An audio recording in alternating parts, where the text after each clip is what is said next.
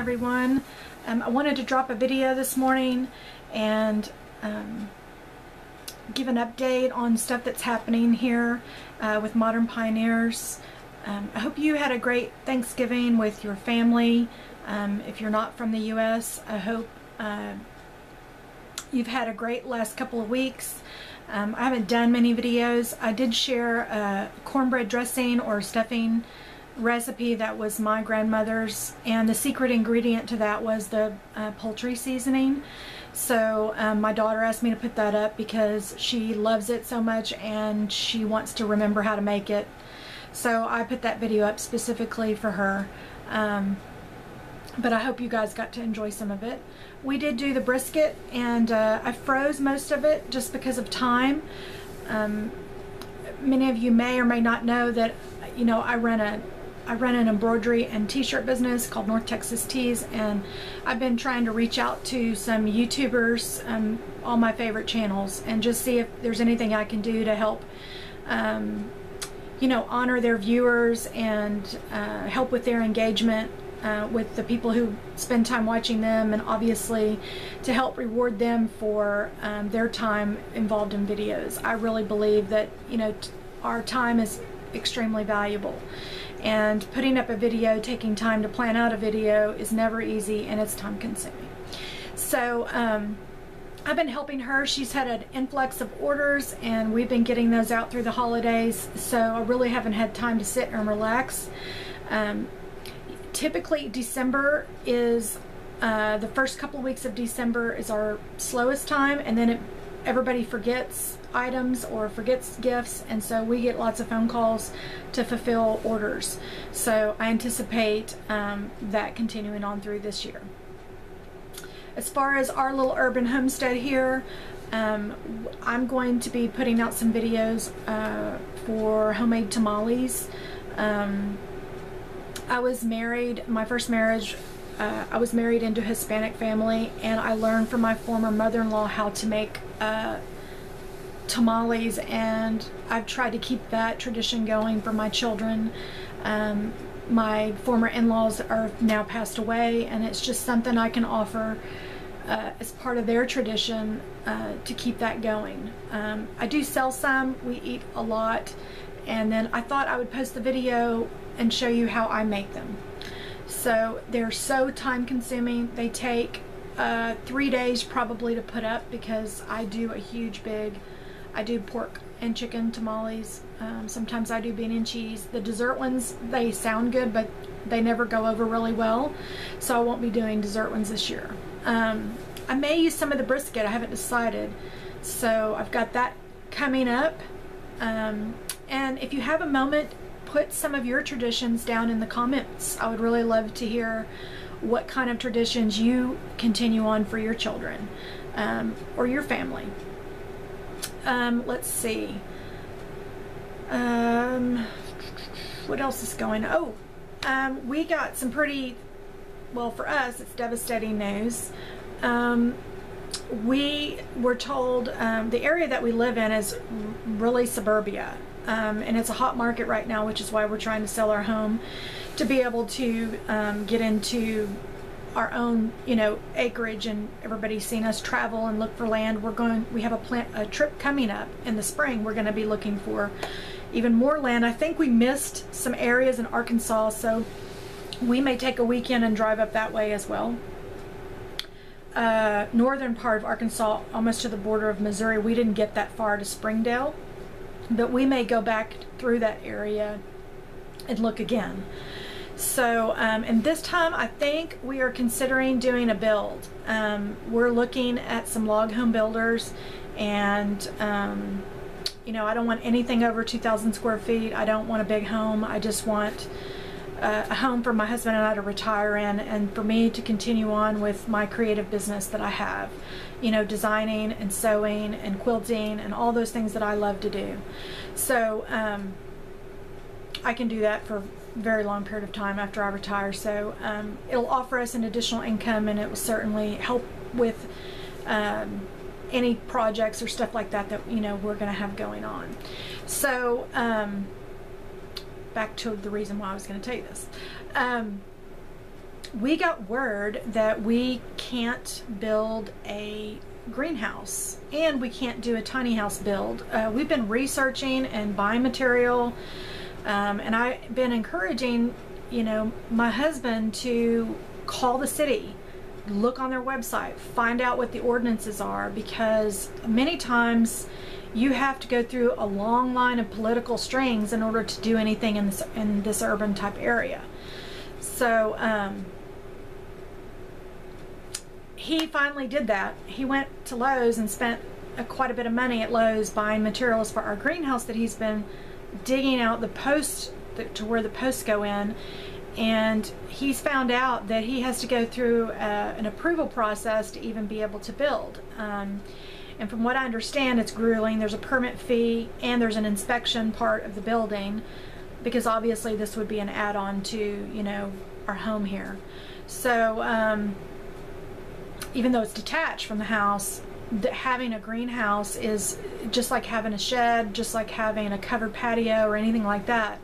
They want to make sure it's safe for our neighbors, as well as not, you know, an obstructed view or anything like that. So I think we are going to squash our greenhouse dream, I guess. I thought it'd be a great addition to, you know, having it on the market with the greenhouse already here, because they do allow backyard chickens. I don't want to get them in this type of environment, but they do allow that in the city. So I thought, you know, a greenhouse would certainly be allowed, but unfortunately it's not. So I think we're going to hold off until we get our homestead to be able to build out those outbuildings and build out those things. But we're not going to get rid of the material, and we're not going to get rid of the plans that we've drawn out to have those things done. So unfortunately that we've been squashed from doing that, but that just means we can put more money into the remodel, which means our house is going to be worth even more money.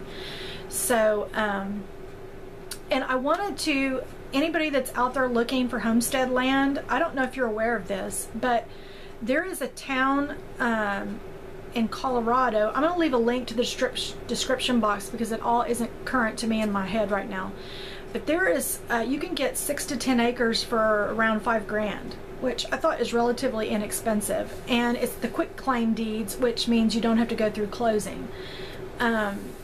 It's a very rural area. The main town has like 600 people, I think.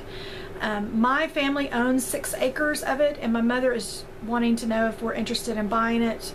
We don't know if we're interested in buying it or not. I've looked on Google Earth and some other areas, and we are looking for more of a grassy, hilly type of property that would offer us, you know, maybe on a bluff, that would offer us panoramic views and forest for hunting, and, you know, grassy areas for our house area, so we can have a regular yard and that type of thing, and a place where there's 4 seasons offered, so you have complete 4 seasons.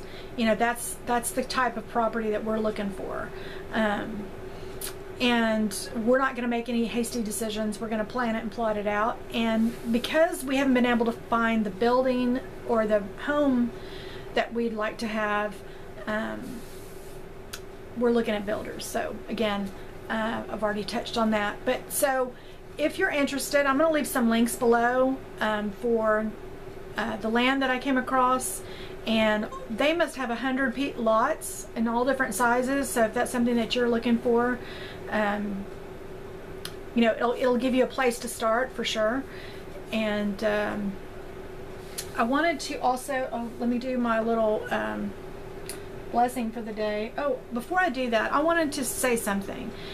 There are, in our homestead farming, I don't know what the name of the community you really call it. I know there's a Homestead Nation channel, and I know there's lots of different preppers that are involved in this type of community where you're self-reliant, self-sufficient.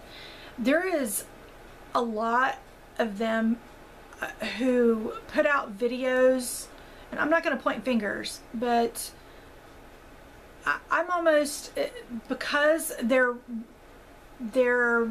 unleashing who they are, and because they're being forthright in telling you that they're involved with all types of faith-based organizations. I'm a little shocked that the panic videos that are coming out about, we all know the world's changing. We all understand that we need to be prepared. But in my mind, and maybe this is just the way I took the video, but we need to be less fearful of what is already, for me, already set up in the way things are going to happen. I think it's real important to not sit around and wonder and panic and do things out of fear, but do things out of logic. You saw Black Friday and how the people were kicking people down to get to an item the day after they gave thanks for their food. The grocery stores could end up like that. Just be smart. Just be practical about how you're storing food. I like organics, and there's a way to continue to eat organics in inexpensive ways. Just the amount of food you're eating, and it's how you're preparing your foods and what you're preparing. But I do believe that you can live an organic food life. You can have organic food in your life. It's not so expensive, it's untouchable. It's deciding what is important. So I'm not a person who recans canned food. I'm not a person who cans frozen meals. I'm not a person who does any of that. I think it's important, if you're going to prepare and put up food, make sure that it is the highest level of nutrition that you could possibly get. And nutrition meaning chemical free. So I'm one of those people who believe in eliminating the amount of chemicals in your food and in your dog's food as much as possible, as much as you can. Can everybody do it? No. Is it accessible to everybody? No. But we all need to always strive to be better and to get to a better place, whether it's growing on a back patio of an apartment or, starting with just herbs. If you can just start with herbs and, stop buying the spices and all the herbs that are in your cabinetry, if you can just do that and focus on just creating the best possible potted herbs that you can come up with, you can see the extreme value in those herbs. A lot of them can help in lots of health issues, lots of ways. So I think I'm discouraged by the videos that are coming up in the community. So if any of the people putting out those videos are watching mine, I would urge you, because you're coming from a faith-based position, to really look inwardly at your faith, because we're told not to fear. And we're told, not to put a storehouse up. We're told all of these things. And I think to have a conversation on YouTube with 3,000 subscribers that you're concerned and you're worried can be taken in a way that it can ensue stress on another person. So I would ask that, and if, this isn't to offend, this is just me saying, I really think it's important that we encourage each other's strengths and not try to put a spotlight on what we already know is happening with our government. We already know what's happening with our earth. We already know what's happening with our food. Everybody has to come to their own in their own timing. I think that's real important. So I'm going to do my little read today that's out of this book's no longer in print, by the way. And then I'm going to end the video because I'm sure you are sick of me ranting. Okay, wonderful plans. God is still in control of every situation. The universe belongs to Him, including all the people in it. At such a time as this, He may be planning something wonderful for a mere step beyond the problem we are facing. Just because we don't see the blessing yet doesn't mean it isn't on its way. And I think it's important to know that. We are not to fear. We're not to be God. We're not to do any of those things. We are to stand strong in our faith and we are to encourage each other with our comfort, our grace, and our mercy. Those are the things that are most important when you're spinning out information to people. You want to encourage them that by doing these things to prepare, that certainly they're going to have less stress and more security. So I hope everybody has a great week.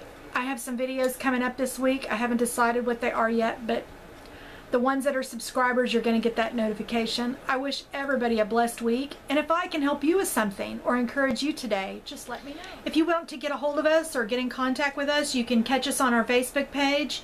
You can also go to potspansandpioneers.com and you can find all of our recipes there. There's no spam. You can just print the recipe. Just click the print button. And I hope you have a blessed week. And thanks for watching. And we'll see you next time.